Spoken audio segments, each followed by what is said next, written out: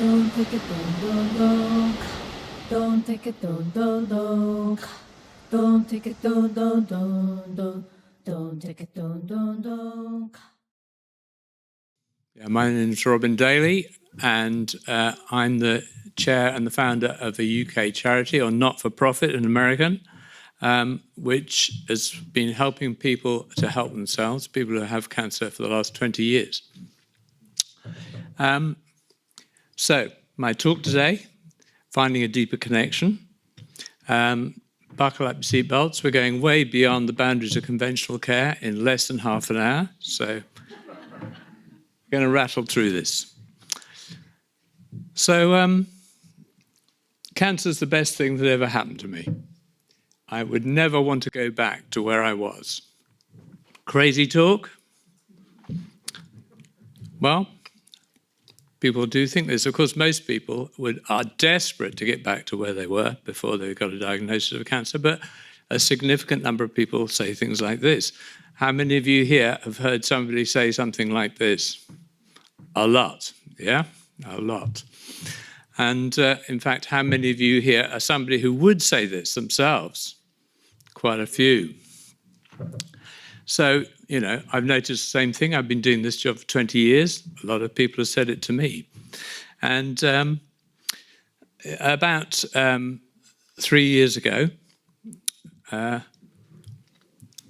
this is one such person, my friend Ingeborg. You can see she's having a good life, having had cancer. And about 3 years ago, I thought, well, this is a big thing. Nobody seems to be talking about it. You know, this is one of the big features of cancer, is that people make this extraordinary transformation in their lives where they actually are able to look back and appreciate the fact that they had cancer. You know, there's most of the people out there with cancer, it's hell, it's a nightmare, nobody wants it. And then there's these other people who say, yeah, it's actually great, you know. So I thought we ought to do something about this, set up a conference called Finding a Deeper Connection. We had a great lineup of speakers, we had a great day, and we were investigating the silver lining of cancer.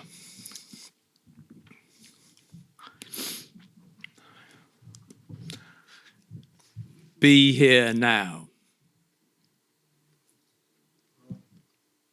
We're all one.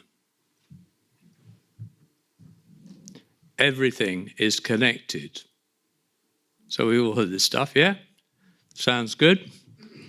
But does it actually make any difference to people in their lives? How much impact does this kind of stuff have? Are they just nice things to hear? Or are they talking about something real here? So we seem to be pointing to a completely different dimension of being. So a lot of people can think, well, I don't know anything about this, it's nothing to do with me. But I think actually most people have an experience of this, but they don't necessarily identify what it is. And I thought we'd just go through a few of them, starting with the kind of Rolls Royce of these experiences, the full-blown ecstatic spiritual experience. You know, everything is one, everything's perfect, it always was perfect, it always will be, completely unforgettable. Possibly driven by some psychedelic substances. But these are great things. I mean, anybody who's been there knows this is an amazing thing to experience. But also, maybe you're just sitting quietly, maybe actually meditating, but maybe not. And all of a sudden, for some unknown reason, the mind decides to just shut up, and you sink deeper, deeper, deeper into this unbelievable stillness, absolute quiet, absolute peace. I mean, that's a complete gift. And again, something you're unlikely to forget. But equally well, you might have experienced the ecstasy that comes from deep intimacy in relationship. The barriers between self and other dissolving into unity. Or maybe been overwhelmed by the beauty and the infinite complexity of nature. overawed by the limitlessness of the universe, or closer to home, maybe transported by a piece of music or some other kind of art.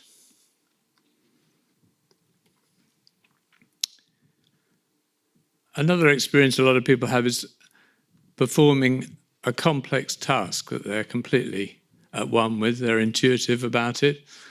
Driving a car, a lot of people love driving a car. And I've had an experience, I don't know if you've had this one, where quite often I'll arrive at my destination and realize that I can't remember anything whatsoever about how I got myself there. I didn't crash the car, nobody dead, but I got there. And, it's just in some other space, responding naturally all the time to everything that was happening, keeping myself alive every second along the way, not doing any damage, and actually enjoying it. Or there's the really simple things, like hobbies, What are hobbies all about? Well, they're kind of a wonderful place to step out of time, and importantly, to lose track of our self-concern. So we love all these things because they lift us out of our separate consciousness for a while. But they don't necessarily change our lives, these experiences. And, if we talk about our daily lives, is the thing we say. It's a curious expression. It kind of implies we have another one. But anyway, but anybody who starts to look into this stuff seriously has to come to the conclusion quite quickly that life is a paradox. We're never going to understand it. We quite obviously exist as separate individuals. Here we are. But we can then experience the unity of everything, that we're all one. And these seem to both exist. They're both true simultaneously. So if this is the case, what are the forces that are at work that are limiting our experience day to day to separateness and to the mundane and to the ongoing experience of this isn't it? Well, there are things like lack of self-worth, lack of trust, fear of intimacy, fear of failure, fear of success, fear of being authentic, fear of being unloved, worse still, of being unlovable. It's all kind of painfully familiar territory that we've probably been working on forever. So, if we want to experience the effect of oneness in our separate lives, if we want to fully inhabit this paradox that seems to be the case, we need some change. And I think we all know that change is not a great strength of the human species. We don't particularly like change, but nonetheless, we need radical change. And what do I mean by radical change? Well, maybe just explore that a little.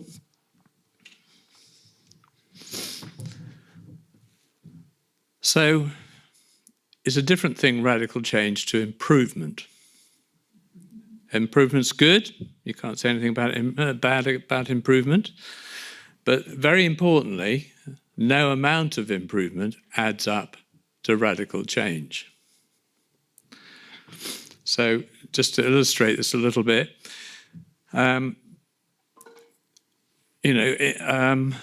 improvement, it could be like dealing with our problems increasingly well. We're being kinder to ourselves, we're valuing ourselves more, we're being less fearful. Any of those things, and you can't say anything bad about that. Those are all great things to do, of course. But they're very different to realizing that there actually never was a problem in the first place that needed fixing. So it's in another realm altogether.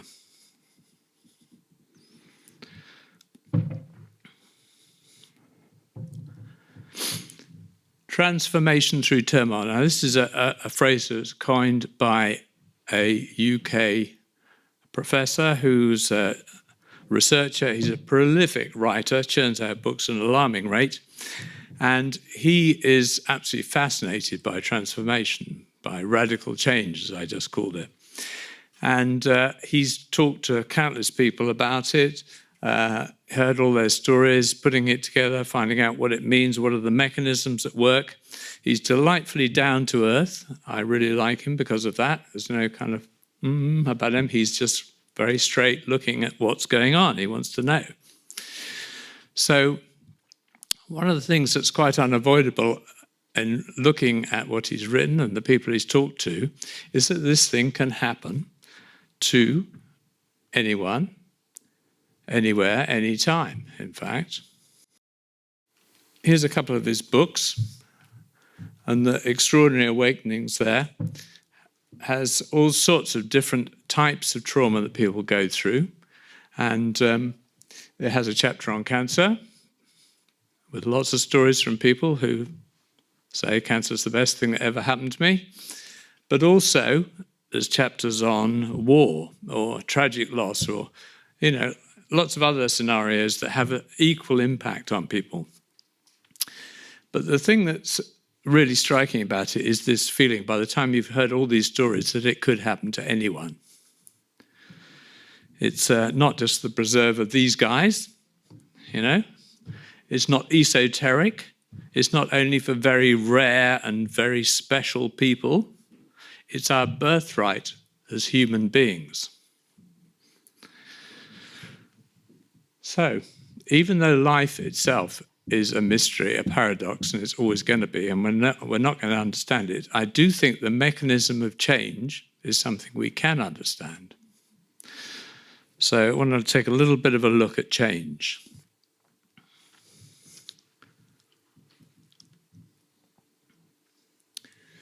So, in my experience, there are 3 prerequisites for change.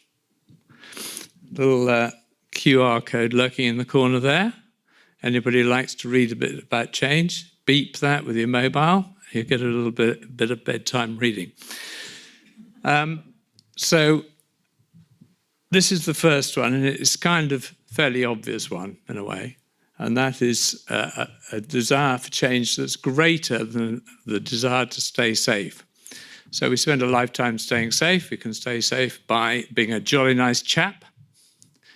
We could spend a lifetime being safe by being a bully. We could stay safe by being very smart. Or we stay safe by just staying at home and not talking to anybody. There's all sorts of ways in which we stay safe. We know about these.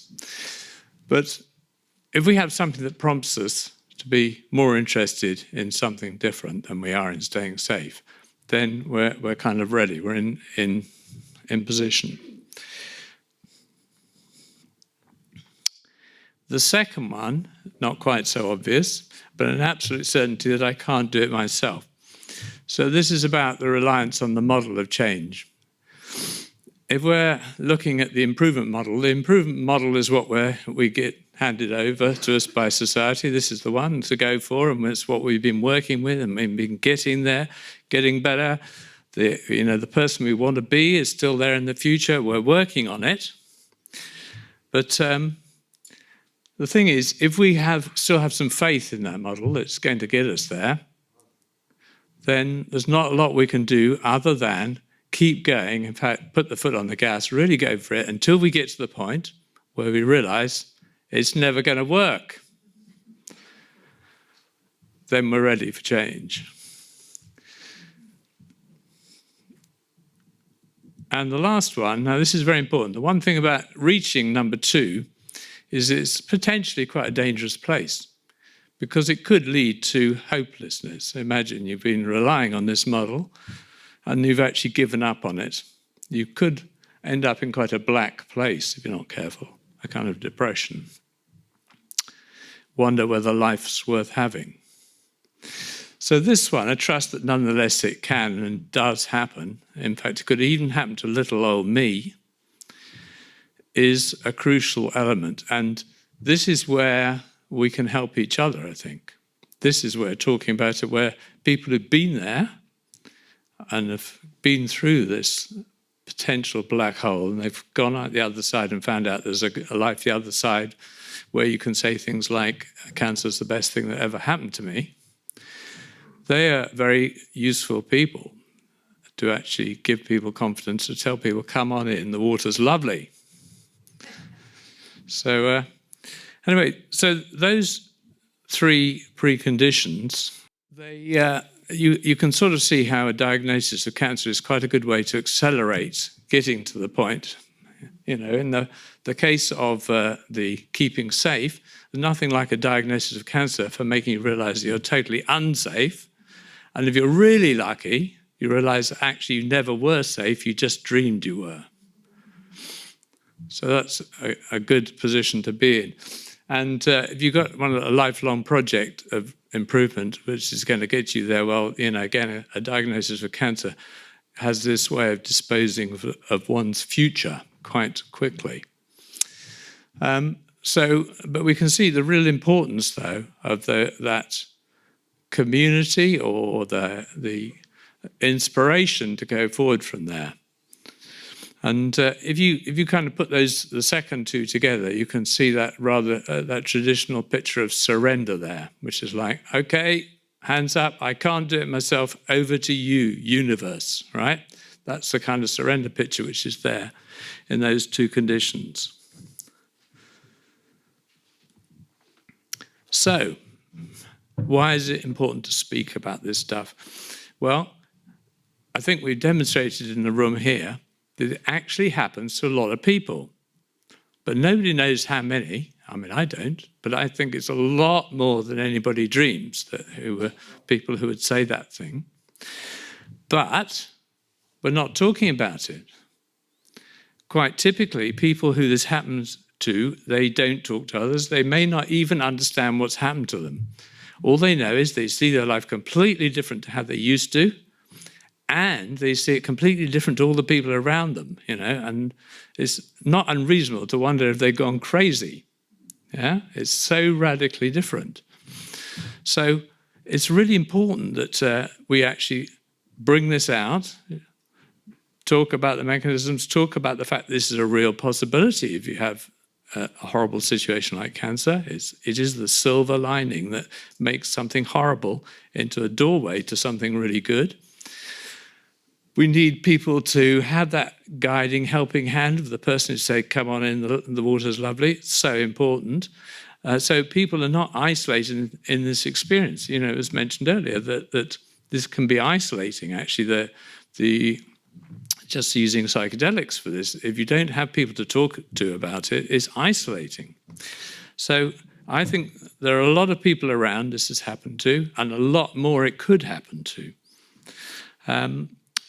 There's, as we all know, there's more and more people with cancer. So there's more and more people in need of a massive change in perspective. But in terms of this happening, kind of like the good news is that if you're at stage one on those three prerequisites there, which is that you're more interested than you are frightened, well, people who have that kind of consciousness, they're a bit of a magnet for those people. So, but they have to be out there, they have to be talking about it. It has to be something that people know about. So, how can we turn this seemingly esoteric but increasingly common situation into something that's openly talked about? I'd say, to me, this is nothing religious. It's all of our birthright, and an awful lot of what we've been told about it in the past is not true. So, I said in 2022 we had this conference, Finding a Deeper Connection, and after the conference, rather than just leave it at that, I set up a group, called it Finding a Deeper Connection. And it doesn't look anything like this because it's actually online, but it's a nice picture anyway. And it was set up to facilitate and support dialogue and change. So it's weekly, and we talk about all the most important things in life: love, intimacy, surrender, trust, transformation, peace of mind, radical change, of course. So it's great. I want to just, thank you, a few quotes from people who've been to the group about the group. Cancer's brought me here, and for that, I'm grateful. There are very few places in this world where I believe we can turn up and be how we need to be.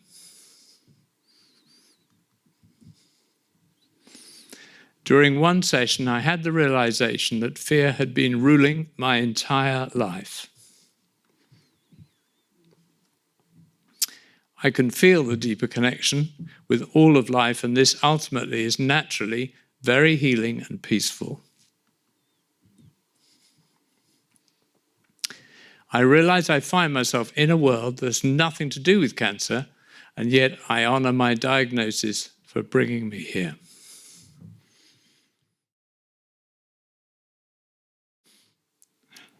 So, this opportunity for radical change, it can seem like some kind of spurious byproduct of getting cancer.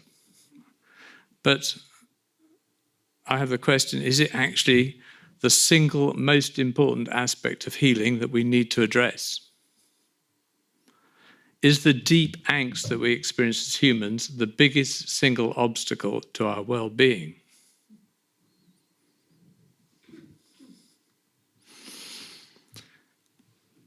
For clues as to the answer to those questions, consider what we know. Loneliness, the biggest single driver of all-cause mortality. Our human connections are the key predictors of our longevity. Aren't those extraordinary, those two things? I mean, they're just like staring us in the face. We know that now. What effect is that having on our healthcare? Not much. And we also know about the incredible power of groups and of nature to generate well-being. Now, all of those things, they point towards that big perspective that we have so much trouble actually connecting with in our daily lives. So, to me, that's hugely important. I think that we who care about what happens to people with cancer would do well to give it much, much more attention. I'd say it holds the key to the very deepest levels of healing. What we are talking about here is the very roots of our well-being as human beings. Thank you very much.